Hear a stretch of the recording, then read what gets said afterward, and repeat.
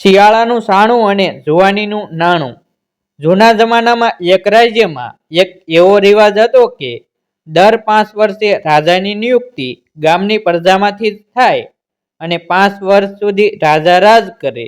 અને નવો રાજા આવે એટલે જૂના રાજાને રાજ્યની બહાર આવેલ નદીને સામે પારના ગાઢ જંગલમાં ભગવાન ભરોસે મૂકી આવવાનો. ત્યાંના જંગલી જાનવરો આ રાજાનો શિકાર પણ કરી જાય અને એનું જીવન સમાપ્ત થઈ જતું. પ્રજામાંથી રાજાની નિમણૂક એક હાથી કરતો. એની સૂંઢમાં એક મોટો હાર લટકાવવામાં આવતો. ગામ વચ્ચેથી હાથી નીકળે અને જેના ગળામાં હાર નાખે એ રાજા. 5 વર્ષ સુધી એ રાજા હતો. અપાર જાહો જલાલી અને એશો આરામની જિંદગી. પણ 5 વર્ષ પછી રાજાની હાલત જોવા જેવી હોય.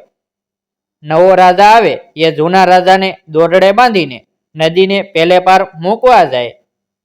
જૂનો રાજા કરગરે, જિંદગીની ભીખ માગે, પણ નવો રાજા એને ન સાંભળે.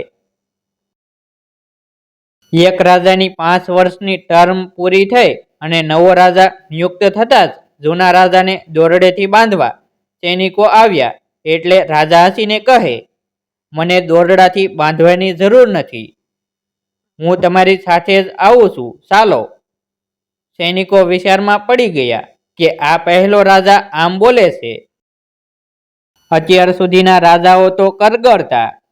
તેમ છતાં સૈનિકોએ એને ચારે બાજુથી કોર્ડન કરી લીધો કે જેથી એ ભાગી ન જાય. રાજા ગામ વચ્ચેથી રૂઆબથી ચાલતો નીકળ્યો અને નેતાની જેમ ગામ લોકોને હાથ લાવતો ચાલી નીકળ્યો. નવો રાજા પણ એને જોઈ રહ્યો હતો કે આ હસતો હસતો કેમ જાય છે.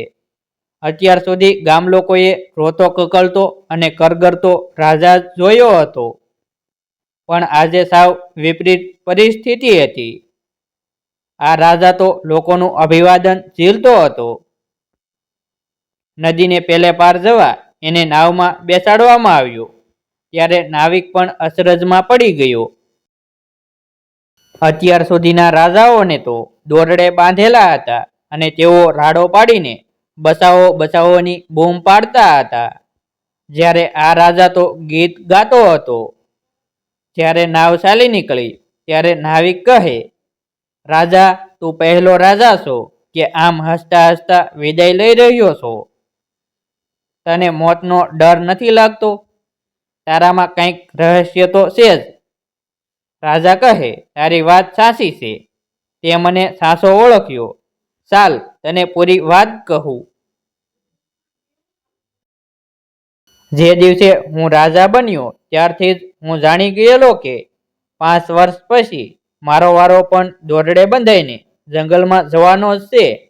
એટલે મને વિચાર આવ્યો કે હું 5 વર્ષ પછી પણ કાયમ રાજા બનીને જ રહું તો. એટલે રાજા બનીને મેં તરત જ સૈનિકો અને મજૂરોને નદીને સામેના જંગલમાં મોકલીને જંગલ સાફ કરવાનો હુકમ આપ્યો. હું રાજા હતો, ગમે તે હુકમ આપી શકું તેમ હતો. એટલે મેં સૌથી પહેલું આ કામ કર્યું. બીજા વર્ષે ત્યાં હોશિયાર પ્રધાનોને મોકલીને ઇન્ફ્રાસ્ટ્રક્ચર ડેવલપ કરાવ્યું.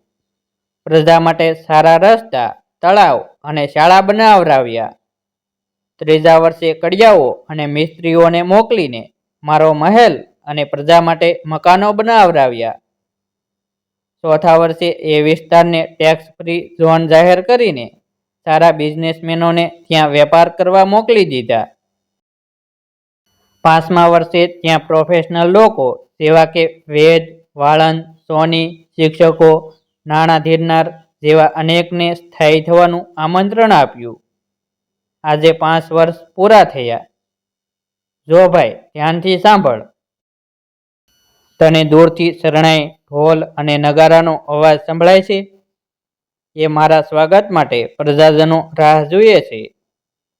મને રાજા તરીકે અહીં તો ફક્ત 5 વર્ષ જ રાજ કરવા મળ્યું, પણ ત્યાં તો હું આખી જિંદગી રાજા બનીને રહેવાનો. આ છે મારી મુસ્કાનનું રહસ્ય.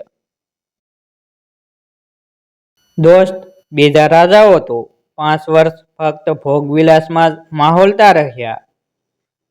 પણ હું જાણતો હતો કે ભગવાને આપણી કમાણીને પણ અમુક વર્ષો જ આપેલા છે. જો તે દરમિયાન ભવિષ્યનું અને આવનારી અવસ્થાનું પ્લાનિંગ કરી લઈશું તો આખી જિંદગી રાજા બનીને જીવી શકાશે.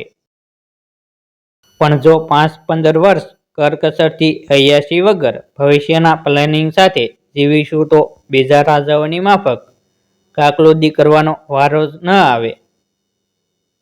દોસ્તો, પ્લાનિંગ માટે આવકમાંથી સૌપ્રથમ ઇન્વેસ્ટમેન્ટનું પ્લાનિંગ કરી પછી ખર્ચ કરાય.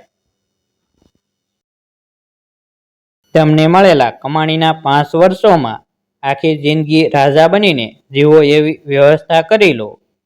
કોઈની પાસે કાકલુદ્દી કરવાનો વારો નહીં આવે. એટલે જ આપણે ત્યાં કહેવત છે, પ્રૌઢિયાનું દળેલું અને જવાનીનું રળેલું ઘડપણમાં કામ આવે.